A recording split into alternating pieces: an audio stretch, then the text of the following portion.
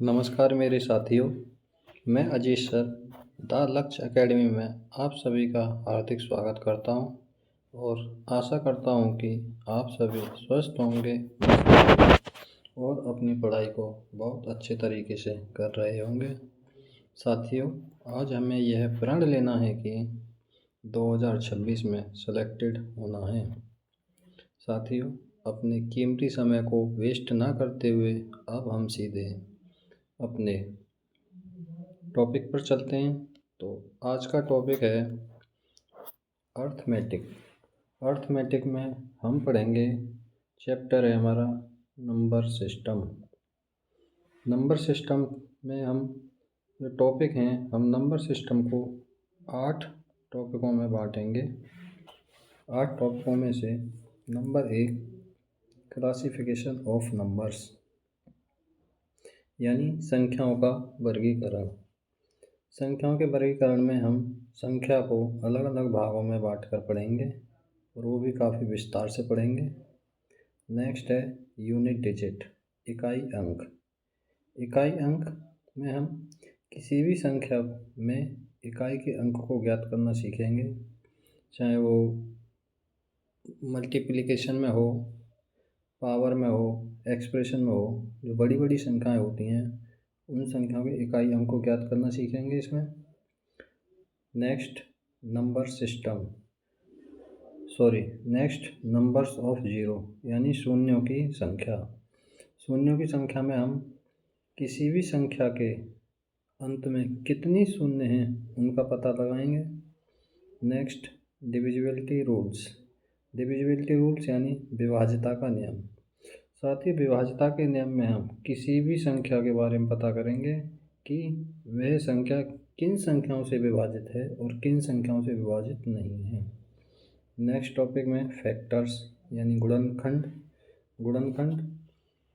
हम किसी भी संख्या के गुणनखंडों का पता करेंगे कि उसमें टोटल गुणनखंड कितने, सम गुणनखंड, विषम गुणनखंड, गुणनखंडों का योग, काफ़ी चीज़ें काफ़ी विस्तार से पढ़ेंगे।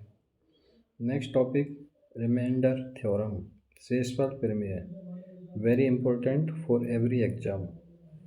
Next other some important theorem, यानी अन्य कुछ महत्वपूर्ण प्रमेय, जैसे विल्सन थ्योरम, फर्मेट थ्योरम और भी बहुत सारी थ्योरम आएंगी जिसमें। नेक्स्ट टॉपिक है मिसलिनियस, जिसमें हम नंबर सिस्टम के बाकी बचे हुए सभी टॉपिकों को मिसलिनियस में पूरा करेंगे। साथियों, अब हम अपने पहले टॉपिक क्लासिफिकेशन ऑफ नंबर्स यानी संख्याओं के वर्गीकरण पर चर्चा करते हैं, यानी संख्याओं का वर्गीकरण। साथियों, इसमें संख्याओं को हम 3 भागों में बांटेंगे। संख्या को 3 भागों में बांटकर पढ़ेंगे। पहला भाग वास्तविक संख्या, काल्पनिक संख्या, सम्मिश्र संख्या। वास्तविक संख्या नाम से ही बिल्कुल क्लियर है, जिसको हम इंग्लिश में क्या बोलते हैं, रियल नंबर।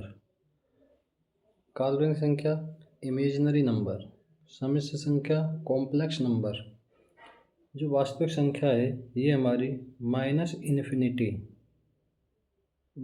इन्फिनिटी से प्लस इन्फिनिटी तक की जितनी भी संख्याएं हैं हम उनको वास्तविक संख्या में पढ़ेंगे।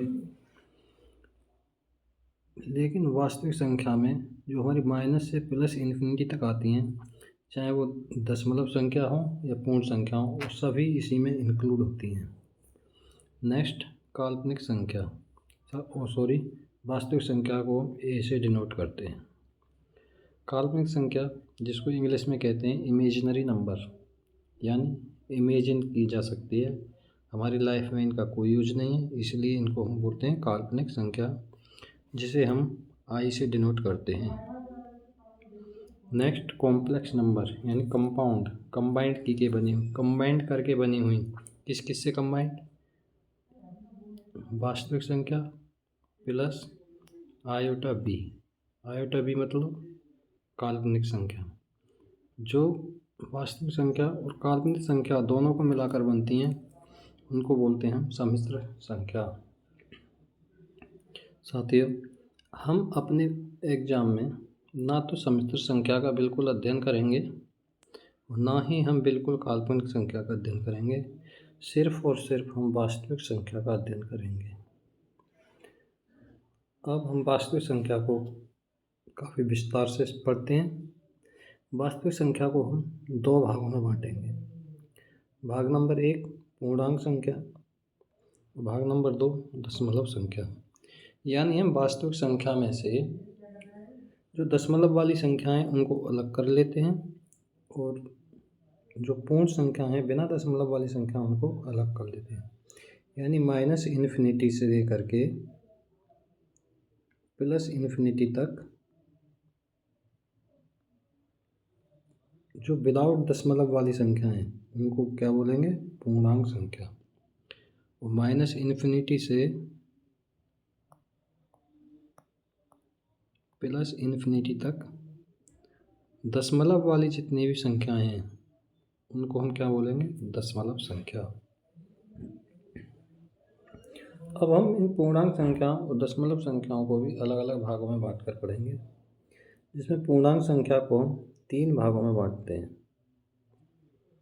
और दशमलव संख्या को 2 भागों में। तो पूर्णांक संख्या में जो हमारी -इन्फिनिटी से लेकर के जो +इन्फिनिटी तक जो पूरी संख्या आई हैं उसमें क्या करते हैं हम? ऋणात्मक संख्याओं को तो अलग कर लेते हैं, जैसे -इन्फिनिटी से लेकर के -2 -1 तक जितनी भी संख्याएं हैं ये ऋणात्मक वाली अलग कर ली हमने। उसके बाद धनात्मक वाली +1 +1 +2 +इन्फिनिटी तक जितनी भी संख्याएं हैं हम उनको धनात्मक संख्या अलग कर लेते हैं। अब ऋणात्मक अलग हो गई, धनात्मक अलग हो गई, हमारे पास बची क्या? शून्य। साथियों, अब शून्य किस में है? अब आप यहाँ एक पॉइंट नोट करेंगे कि शून्य एकमात्र ऐसी संख्या है जो ना धनात्मक है और ना ऋणात्मक है। क्या नोट करेंगे? शून्य एकमात्र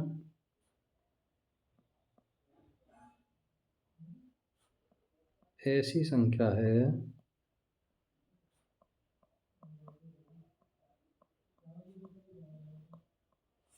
जो ना तो धनात्मक और ना ऋणात्मक है।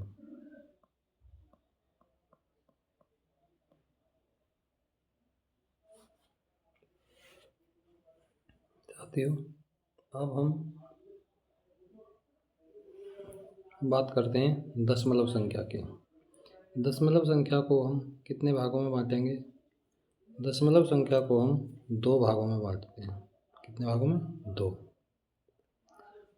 अब दशमलव भागों में 2 भागों में इस प्रकार से बांटेंगे कि वह भिन्न, कौन सी भिन्न? वह भिन्न जो बिल्कुल शांति से पूरा कट जाए। जैसे 1/2 डिवाइड करो कितना आ गया? 0.5। 1/4 कितना आ गया? 0.25। वह भिन्न जो शांति से पूरी कट जाए उसको बोलेंगे हम शांत दशमलव। और वह भिन्न जो पूरी ना कटे, जैसे 1/3 तो 0.333 ये चलता रहेगा, पूरा नहीं कटेगा। तो इनको क्या बोलेंगे हम? अशांत दशमलव, यानी जो पूरी भिन्न ना कटे। अब जो हमारी ये दशमलव के बाद जो संख्याएं दी हैं, अब इसमें क्या है कि अशांत दशमलव के भी हमारे 2 भाग हैं। 2 कैसे भाग हैं वो? एक भाग वह है जिसमें संख्या रिपीटेड होती हैं, जैसे 0.3333 लगातार 33 चला हुआ है, रिपीटेड हो रही हैं, इनको बोलते हैं आवर्त दशमलव।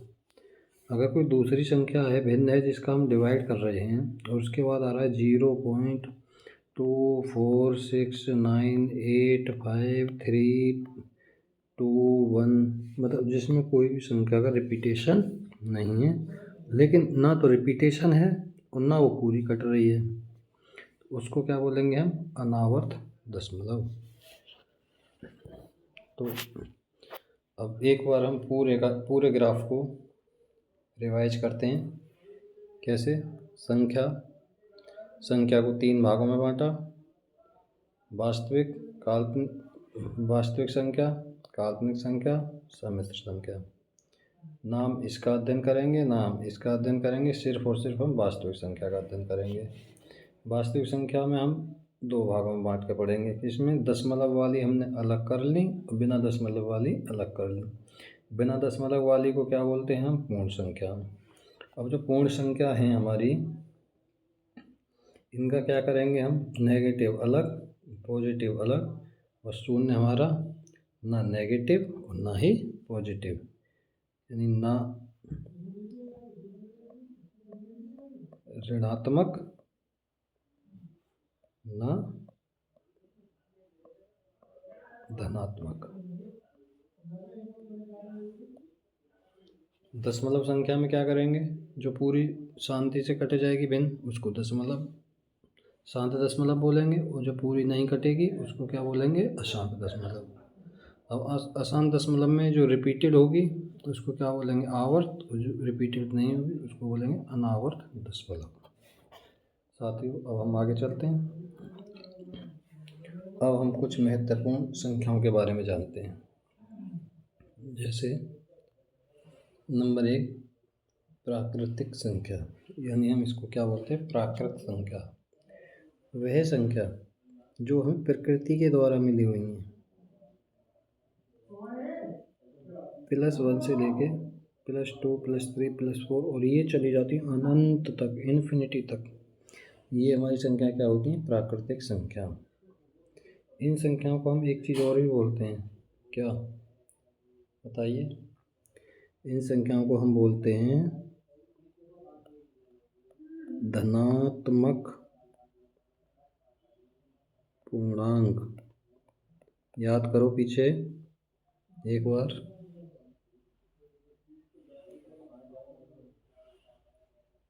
धनात्मक पूर्णांक क्या था?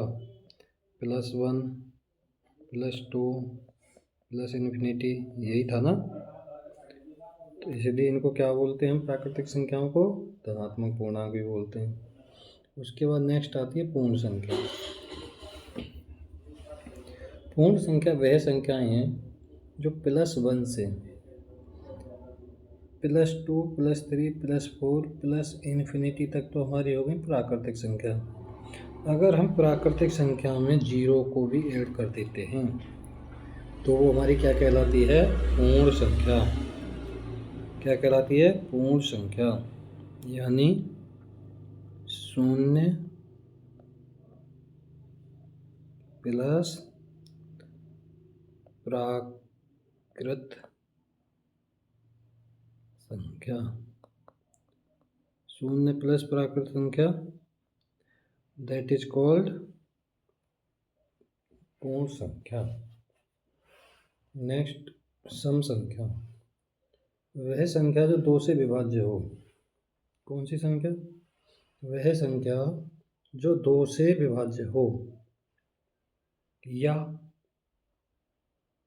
या में क्या आएगा? या जिसके इकाई अंक पर क्या? 0 2 4 6 8, यानी संख्या के इकाई अंक पर 0 2 4 6 8 के अंक हों तो हम उनको क्या बोलेंगे? सम संख्या। नेक्स्ट, विषम संख्या। वह संख्या जो 2 से विभाज्य ना हो, यानी यानी क्या, इसकी इकाई अंक पर क्या होगा, 1, 3, 5, 7 और 9। यानी वह संख्या जिसके इकाई अंक पर 1, 3, 5, 7, 9 होगा, वह संख्या हमारी विषम संख्या कहलाएगी। उसके बाद नेक्स्ट है हमारी अभाज्य संख्या, वेरी इंपॉर्टेंट। वह संख्या जिसके केवल 2 गुणनखंड हों। केवल कितने गुणनखंड, 2। जैसे हम संख्या लिखते हैं 1, 2, 3, 4, 5, 6, 7। एक के कितने गुणनखंड हैं, 1। 2 के कितने गुणनखंड हैं, 1 और 2। 3 के कितने गुणनखंड हैं, 1, 3। 4 के कितने गुणनखंड हैं, 1, 2, 4। 5 के कितने गुणनखंड हैं, 1, 5। 6 के कितने गुणनखंड हैं, 1, 2, 3, 6। 7 के कितने गुणनखंड हैं, 1 और 7। तो अभाज्य संख्या का नियम क्या बोलता है, वह संख्या जिसके केवल 2 गुणनखंड हों। 2 गुणनखंड किसके हैं, 1, 2 के, 3, 5, 7। तो हमारी अभाज्य संख्या की पहचान हो गई। किसके के गुणनखंड होंगे, सिर्फ 2। 2 में भी क्या होगा कि सभी 2 में एक तो गुणनखंड होगा 1। देखो 1 इसमें भी है, इसमें भी है, इसमें भी है, इसमें। एक गुणनखंड होगा 1 और एक गुणनखंड होगा वह संख्या स्वयं। 2, 3, 5 का 5, 7 का 7। साथ ही इससे क्या पता चल रहा है कि अभाज्य संख्या के केवल 2 गुणनखंड होंगे, एक तो वह संख्या खुद और एक उसका गुणनखंड होगा 1। और इसमें क्या है, एक चीज़ और नोट करिए, सबसे छोटी अभाज्य संख्या 2।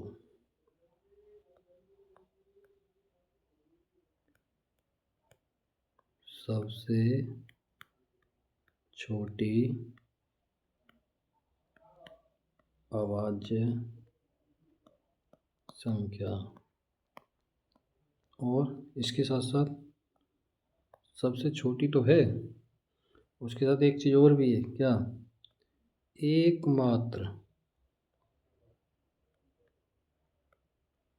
सम संख्या।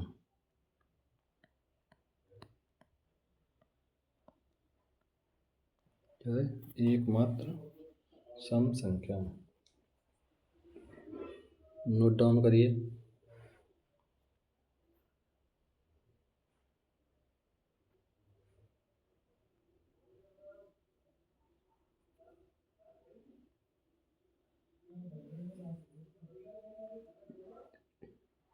नेक्स्ट चलते हैं भाज्य संख्या। भाज्य संख्या में वह संख्या जिसके कम से कम 3 गुणनखंड हों। संख्या लिखो 1, 2, 3, 4, 5, 6। एक के कितने गुणनखंड, 1। 2 के कितने गुणनखंड, 1 और 2। 3 के कितने गुणनखंड, 1, 3।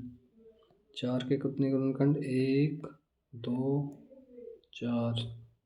5 के कितने गुणनखंड, 1, 5। 6 के कितने गुणनखंड, 1, 2, 3 और 6। भाज्य संख्या की शर्त क्या बोलती है, कम से कम 3। यानी कम से कम 3 होने चाहिए, 3 से कम नहीं। ज़्यादा होगा चलेगा, कोई दिक्कत नहीं है, लेकिन कम नहीं होना चाहिए। तो पहली भी नहीं होगी, 2 भी नहीं है, 3 भी नहीं है। 4 कितने गुणनखंड हैं, 3। तो ये हमारी क्या हो गई, भाज्य। 5 नहीं है, 6 भी है। अब इसमें एक क्वेश्चन बनता है कि सबसे छोटी भाज्य संख्या, सबसे छोटी भाज्य संख्या क्या हुई?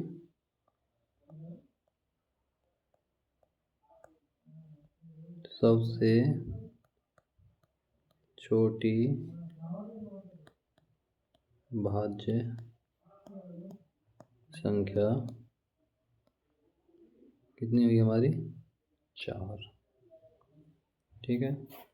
और एक चीज़ नोट डाउन कीजिए, क्या?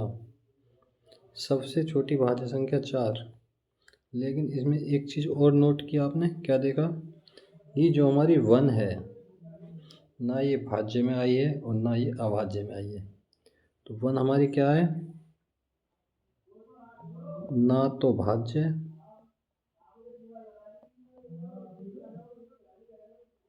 और ना अभाज्य। 1 जो है ना तो हमारी भाज्य संख्या है और ना ही अभाज्य संख्या है। उसके बाद अब नेक्स्ट चलते हैं किस पर? परिमेय और अपरिमेय। परिमेय संख्या और अपरिमेय संख्या बहुत इम्पोर्टेंट है।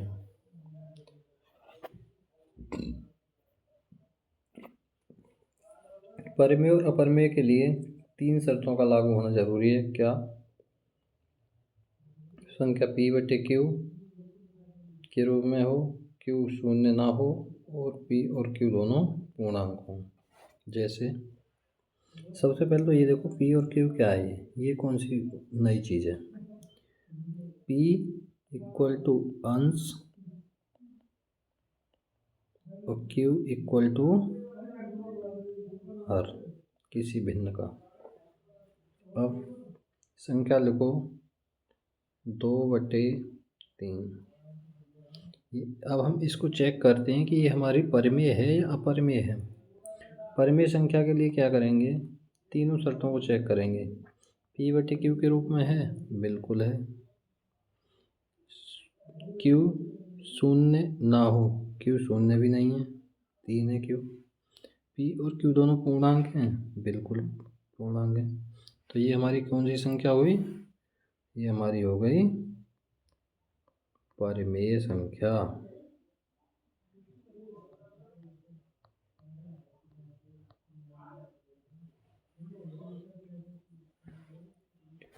अगर साथियों हम ये लिखते हैं इसमें कि 6 क्या है हमारा, नेक्स्ट एग्जांपल है 6 क्या है? अगर हम 6 के नीचे 1 कर देते हैं तो क्या हो जाएगा? 6/1 6/1। अब 6/1 में ये तीनों शर्तें लागू होती हैं। p/q के रूप में है, बिल्कुल है। q शून्य है, बिल्कुल नहीं है। p व q दोनों पूर्णांक हैं, बिल्कुल पूर्णांक है दोनों। तीनों शर्तें लागू होती हैं, तो ये हमारी क्या हो गई? परिमेय। अब नेक्स्ट में ये ठीक हो। अब एक चीज़ हो, मान लो √3, ये क्या है? √3 के नीचे 1 कर सकते हैं, बिल्कुल। तो ये हमारी p/q के रूप में हो गई, बिल्कुल हो गई। q शून्य ना हो, बिल्कुल नहीं है, सही बात है। p व q दोनों पूर्णांक हैं, नो। q तो पूर्णांक है बट p पूर्णांक नहीं है, इसलिए ये हो गई हमारी अपरिमेय।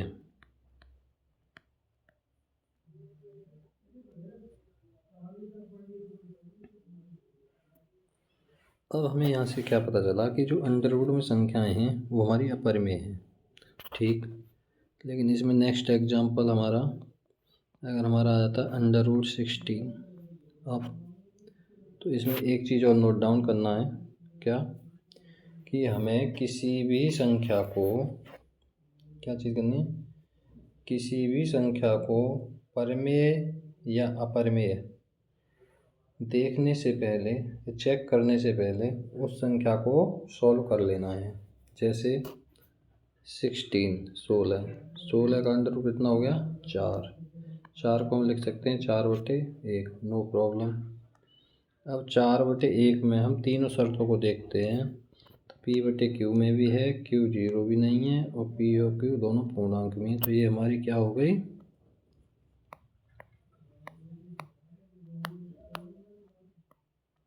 परिमेय संख्या। नेक्स्ट,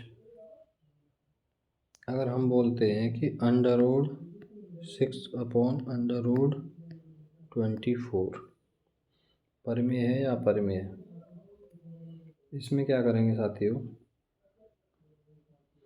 वही सेम फॉर्मूला, संख्या को पहले सोल्व करेंगे। इसे हम लिख सकते हैं √6/24, 6 चौक 24। तो ये हो गया √1/4, यानी कि 1/2। 1/2 हमारा तीनों शर्तों को फॉलो करता है। तो इसलिए ये क्या हो जाएगी, इसलिए ये हमारी है परिमेय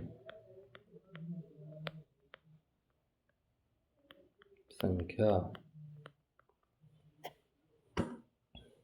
साथियों, परिमेय और अपरिमेय में कोई डाउट, तो इसको बहुत अच्छे से समझना है क्योंकि ये बहुत इम्पोर्टेंट है। नेक्स्ट, उसके बाद हम चलते हैं सह अभाज्य संख्या। सह अभाज्य संख्या वह संख्या है जिनका HCF 1 हो या 1 के अलावा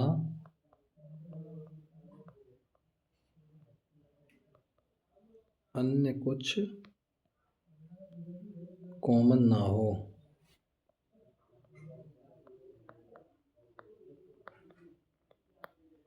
जैसे 2, 3, 5, 7, 9, 11, 11, 13, यानी इन सहभाज्य संख्याओं में एक के अलावा कुछ भी कॉमन नहीं है। तो ये हमारी क्या है, सहभाज्य संख्या है। लेकिन साथियों, इनमें ये भी ध्यान रखना है कि इन संख्याओं का अभाज्य होना जरूरी नहीं है। इन संख्याओं का अभाज्य होना जरूरी नहीं है। अब जुड़वा सहभाज्य, बस सहभाज्य संख्या में ये ध्यान रखना है कि उनमें 1 के अलावा कुछ भी कॉमन ना हो। सह अभाज्य संख्या, सह अभाज्य संख्या वह संख्या हैं जिनके बीच का अंतर 2 हो। जैसे कि 5, 7, 9, 11, 11, 13, बाकी सब सेम, कॉमन नहीं होना चाहिए एक के अलावा कुछ भी। दोनों में सिर्फ यही अंतर है। इसमें अंतर कुछ भी हो सकता है सहभाज्य में, लेकिन हमारी जो जुड़वा सहभाज्य हैं यानी ट्विन प्राइम, उनमें क्या है, अंतर 2 का होना चाहिए। नेक्स्ट है परफेक्ट संख्या।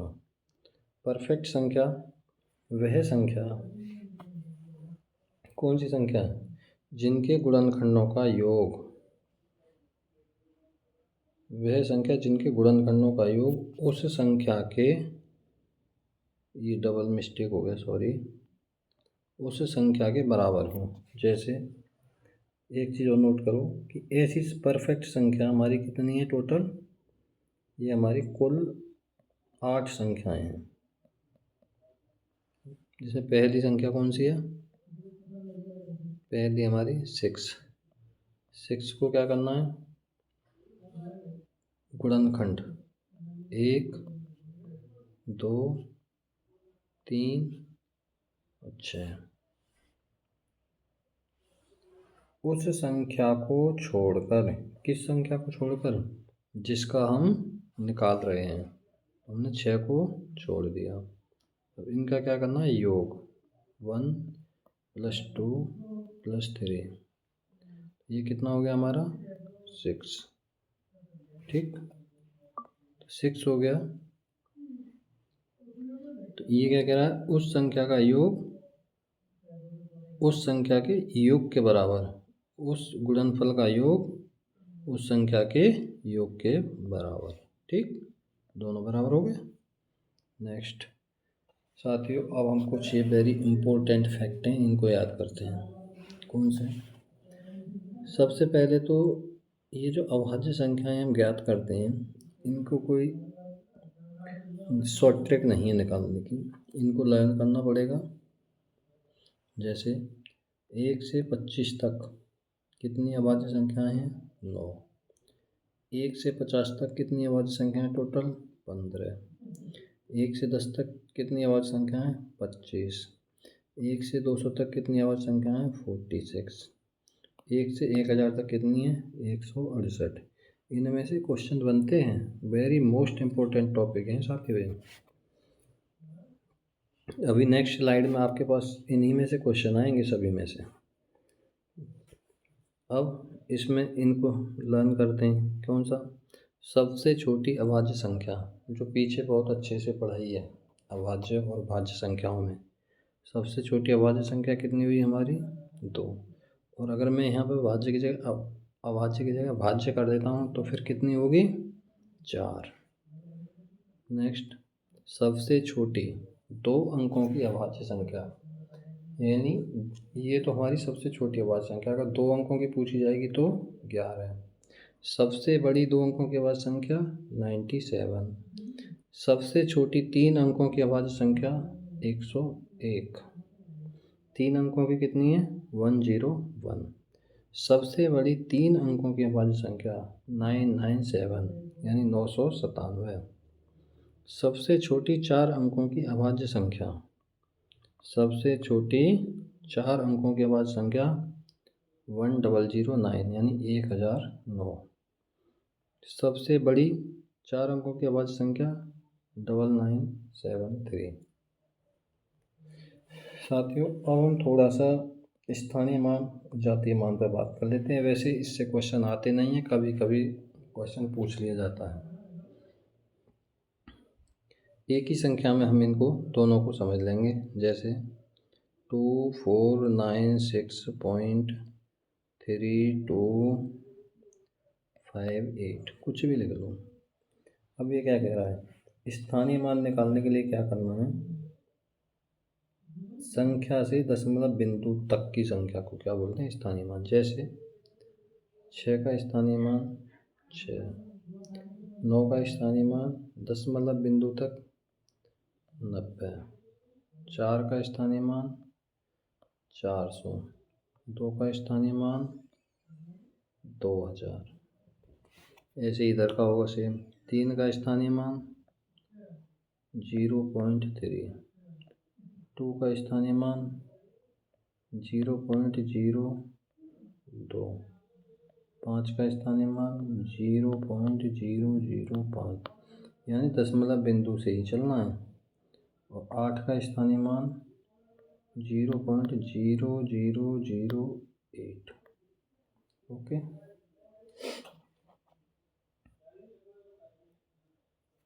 अब इसमें स्थानीय मान तो ये हो गए। उसके स्थानीय मान में क्या है कि जिस संख्या का पूछेगा उस संख्या से दशमलव बिंदु तक 0 लगाते हुए जाना है। बहुत ही सिंपल है। जातीय मान, किसी भी चीज़ की, किसी भी इंसान की जाति चेंज नहीं होती है, इसलिए जातीय मान स्वयं वही संख्या होता है। 2 का जातीय मान 2, 4 का जातीय मान 4, 9 का जातीय मान 9, 6 का जातीय मान 6, 3 का 3, 2 का 2, 5 का 5, 8 का 8। नेक्स्ट आगे चलते हैं। अब सम इम्पोर्टेंट फैक्ट्स, कुछ महत्वपूर्ण तथ्य। कौन से तथ्य हैं ये? जो कि हमारे बड़े बड़े क्वेश्चनों में हमें सॉल्व करने में बहुत हेल्प करते हैं। कैसे? Odd plus odd even. जैसे ओड यानी विषम और विषम को जोड़ते हैं तो क्या बनता है हमारा? सम। जैसे 1 + 3 क्या बना हमारा? 4। सम बन गया। बाकी एग्जाम्पल आप चेक कर लेना एक बार। नेक्स्ट में क्या बना? Odd plus even equal to odd, यानी विषम और सम। विषम और सम को जोड़ करके क्या बनता है हमारा? विषम। ठीक है। Next, even plus even equal to even, यानी कि 2 + 4, यानी सम और सम को जोड़ेंगे तो क्या बनेगा? सम। ठीक है। अब मल्टीप्लाई में देखते हैं। अगर हम ओड और ओड की मल्टीप्लाई करते हैं, जैसे 1 और 3, इनकी मल्टीप्लाई करते हैं तो क्या प्राप्त होगा हमें? विषम। और जोड़ने में क्या प्राप्त हुआ था? सम। नेक्स्ट, अगर हम ओड और इवन की मल्टीप्लाई करते हैं, ओड यानी विषम, और सम की मल्टीप्लाई करते हैं तो क्या प्राप्त होगा? इवन, सम प्राप्त होगा। और यहाँ क्या हमें प्राप्त हुआ था? विषम। नेक्स्ट, इवन और इवन की मल्टीप्लाई करेंगे तो 2 इंटू 4 कितना प्राप्त हुआ? 8। वहाँ भी कितना प्राप्त हुआ था? 6। तो ये क्या हुआ? इसमें भी इवन प्राप्त हुआ और इसमें भी इवन प्राप्त हुआ मल्टीप्लाई में। नेक्स्ट, रेशनल यानी परिमेय और परिमेय संख्याओं के बारे में कुछ फैक्ट। परिमेय संख्या और परिमेय संख्या को हम जोड़ते हैं। कैसे? अगर 1/2 प्लस 1/3 जोड़ेंगे तो कितना आएगा? 5/6, जो कि एक परिमेय है। अगर हम परिमेय और अपरिमेय को जोड़ते हैं तो हमें क्या प्राप्त होती है? अपरिमेय। जैसे 2 प्लस √3, तो क्या प्राप्त हुई हमें? अपरिमेय। अगर हम अपरिमेय को जोड़ते हैं तो हमें कुछ भी प्राप्त हो सकता है। परिमेय भी प्राप्त हो सकती है और अपरिमेय भी प्राप्त हो सकती है। कैसे? अगर हम जोड़ते हैं √2 प्लस √3, क्या प्राप्त हुआ हमें? √2 प्लस √3, जो कि क्या है? एक अपरिमेय, इरेशनल। और अगर हम जोड़ते हैं 2 प्लस के √3 और 4 माइनस के √3, √3 से √3 कट जाएगा तो क्या बचेगा हमारे पास? 6, जो कि क्या है? एक रेशनल यानी परिमेय। नेक्स्ट, रेशनल और रेशनल की गुणा करते हैं। अगर हम परिमेय और परिमेय की गुणा करते हैं तो क्या होगा? 1/2 गुणा 3, तो क्या प्राप्त होगा हमारा? 1/3, जो कि क्या है हमारा? एक परिमेय। अगर हम रेशनल और इरेशनल यानी परिमेय और अपरिमेय की गुणा करते हैं, जैसे 2 गुणा √3, क्या प्राप्त होगा हमें? 2/3, जो कि क्या है? एक अपरिमेय। अब एक और है इसमें, क्या? अगर हम 0 की गुणा करते हैं किसी अपरिमेय संख्या में तो हमें क्या प्राप्त होगा? 0, जो कि क्या है? एक परिमेय। ठीक है। नेक्स्ट चलें। अगर हम अपरिमेय और अपरिमेय की गुणा करते हैं, अपरिमेय और अपरिमेय की गुणा करते हैं तो उसमें भी सेम है। कैसे? अगर हम अपरिमेय में √3 गुणा √3 की गुणा करते हैं तो हमें क्या प्राप्त होता है? 3, जो कि क्या प्राप्त हो रहा है? एक हमें परिमेय संख्या। और अगर हम √2 में √3 की गुणा करते हैं तो क्या प्राप्त होता है? √6, जो कि क्या है हमारा? एक अपरिमेय। ठीक। अब हम नेक्स्ट कुछ महत्वपूर्ण क्वेश्चनों को हम रिवाइज करते हैं बहुत अच्छे से, जो हमारे जो फैक्ट पढ़े हैं उनसे रिलेटेड हैं सारे। क्वेश्चन नंबर 1, सबसे छोटी अभाज्य संख्या। बहुत ही अच्छे से पढ़ा रखी है। सबसे छोटी अभाज्य संख्या 2, क्योंकि 1 ना तो भाज्य है और ना ही अभाज्य है। क्वेश्चन नंबर 2, सबसे छोटी भाज्य संख्या 4, याद है। नेक्स्ट, सभी प्राकृतिक संख्या और शून्य संख्या क्या कहलाती हैं? अगर हम सभी प्राकृतिक संख्या में शून्य को जोड़ देते हैं तो वो क्या कहलाती हैं? पूर्ण संख्या। नेक्स्ट, 1 से 50 तक अभाज्य संख्याओं की कुल संख्या। बोला था ना मैंने कि उनको लर्न करना बहुत अच्छे टॉपिक हैं, फैक्ट्स हैं। 1 से 50 तक कितनी है? 15। 3 अंकों की सबसे छोटी अभाज्य संख्या 101। सभी उन्हीं फैक्टों से क्वेश्चन है। नेक्स्ट क्वेश्चन, एक अभाज्य संख्या में दो से अधिक भाजक, बिल्कुल नहीं। स्वयं और एक से विभाजित, बिल्कुल करेक्ट है। एक अभाज्य संख्या स्वयं और एक से विभाजित होती है। नेक्स्ट, निम्न में से कौन सी एक विषम भाज्य संख्या है? विषम है और भाज्य है। ये तो हमारी सम है, ये कट गई। विषम, विषम कौन सी है इनमें, और भाज्य? विषम दोनों है, लेकिन भाज्य कौन सी हमारी? C answer. 1 से 25 तक कितनी अभाज्य संख्याएं हैं? 9। और 1 से 50 तक कितनी दी थी? 15। नेक्स्ट क्वेश्चन, निम्न में से कौन सा सह अभाज्य संख्या है? 12 और 7। सह अभाज्य संख्या क्या बताया था? जिसमें कुछ भी कॉमन ना हो। इसमें क्या कॉमन है? 7। इसमें क्या कॉमन है? 43। इसमें क्या कॉमन है? 3। इसलिए क्या है? 12 और 7। Answer number A. Next question, निम्न में से कौन सा युग्म अभाज्यों का युग्म नहीं है? इस क्वेश्चन को आप घर से सॉल्व करेंगे, होमवर्क में याद करें। नेक्स्ट क्वेश्चन, वह संख्या जिसके कम से कम 3 गुणनखंड हों। वह संख्या जिसके कम से कम 3 गुणनखंड हों, वह संख्या क्या कहलाती है? अभाज्य संख्या में कितने गुणनखंड होते हैं? 2। भाज्य संख्या में 3। नेक्स्ट क्वेश्चन, निम्न में से अपरिमेय संख्या है। अपरिमेय संख्या का मतलब जिसे हम p/q के रूप में नहीं लिख सकते। ए इसको नहीं लिख सकते। 11/8 p/q के रूप में, p/q के √9। √9 को क्या लिख सकते हैं हम? 3/1 कर सकते हैं। नेक्स्ट क्वेश्चन, सभी अपरिमेय संख्याएं होती हैं काल्पनिक संख्या। नेक्स्ट क्वेश्चन, 5 + 2 √7 क्या है? एक अपरिमेय संख्या। 5 + 2 √7 क्या है? एक अपरिमेय संख्या।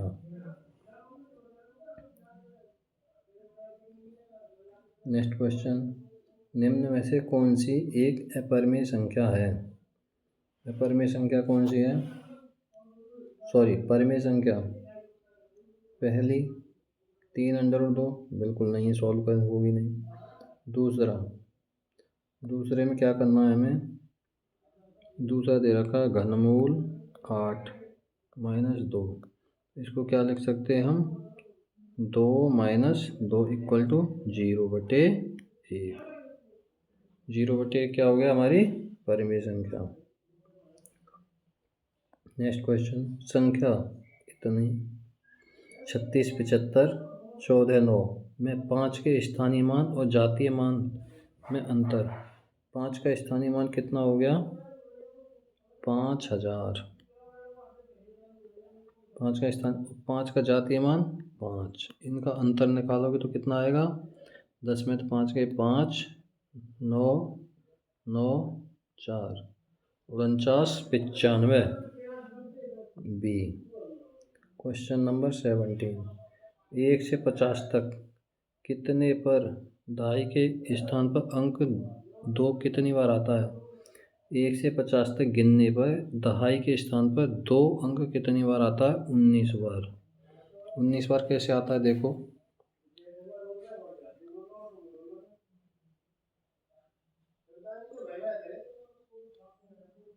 21, 22, 23, इस लाइन में दहाई के स्थान पर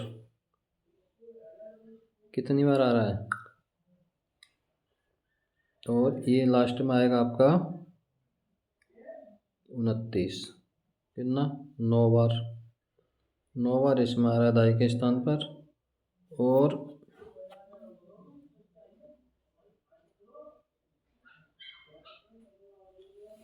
केवल ये 19 नहीं है, सारे 9 कर देना इसको। ठीक, 9 बार। हाँ जी।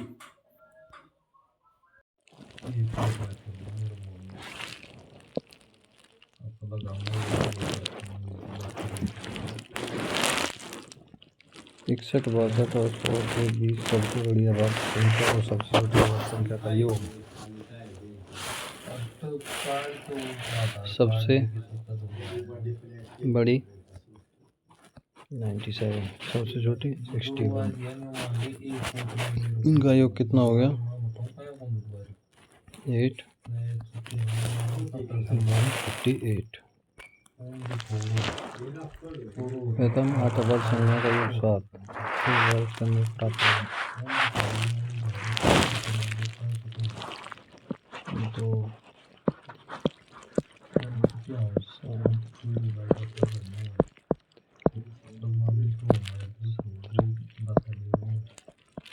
इनको जोड़ने से कितना है?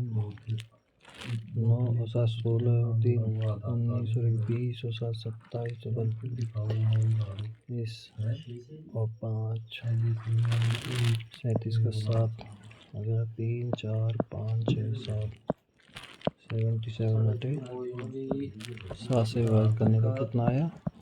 11।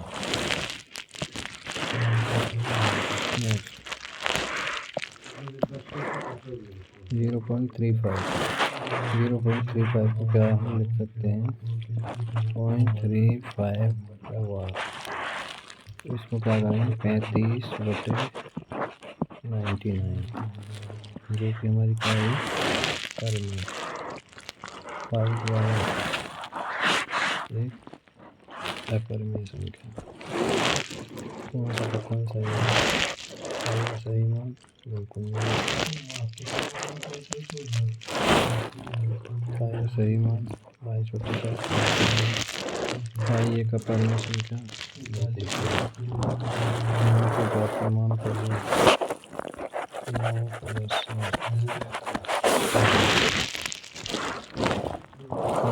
6 के स्थानीय मान 8 का स्थानीय मान हो गया 80,000। 6 का स्थानीय मान हो गया 600। इनका अंतर निकालोगे तो 9 79। नेक्स्ट क्वेश्चन 145.678 में 5 का अंकित मान सेम होता है। अंकित मान या जातीय मान सेम।